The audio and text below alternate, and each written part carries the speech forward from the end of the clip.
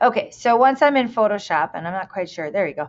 Once I'm in Photoshop, I can go ahead and pick any of these images to be able to start editing. I'm going to fix the light in them. That happens, just drag it back in there. There we go, good. And so I'm gonna start on this one. It's not my favorite, okay? I've got the wall behind there. I just grabbed one off my phone just to be able to show you guys this. But the very first thing I'm going to do is go to image adjustments. I always go to image adjustments and I go to levels, and this is called a histogram, and it's going to get rid of that yucky light. This is our blacks, here's our lights, and we're just going to add a little bit of dark, okay? And then we're going to bring in this light. So the lighting on this is not good. There's a lot of hot spots in here, as you can see. So it's going to take a little bit of, see how that gets rid of, we don't want it too contrasty. All right, so that's the first one. Then we're going to go to image adjustments. We'll go to exposure. All right, I usually use the gamma correction. That usually gets my light.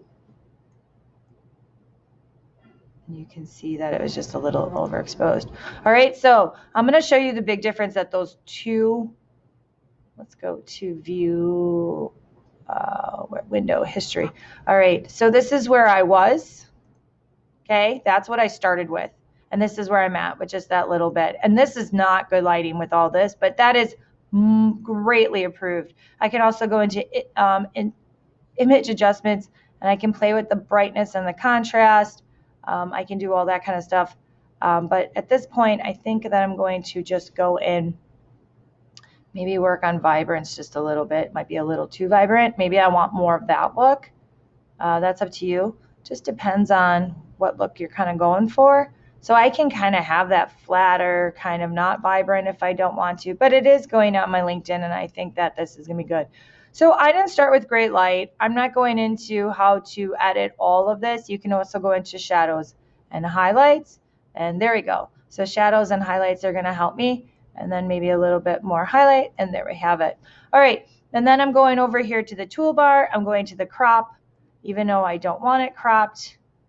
And then I can click on the move. I'm gonna use the arrow keys. And this is not gonna be cute because I don't want to cut off that book. Look, check your margins. Look at the space here to the space there. All right, my head space, I can probably get a little bit more. And there we have it. All right, I'm gonna get rid of these little flyaways. I'm going to the patch tool. 1, 2, 3, 4, 5, 6.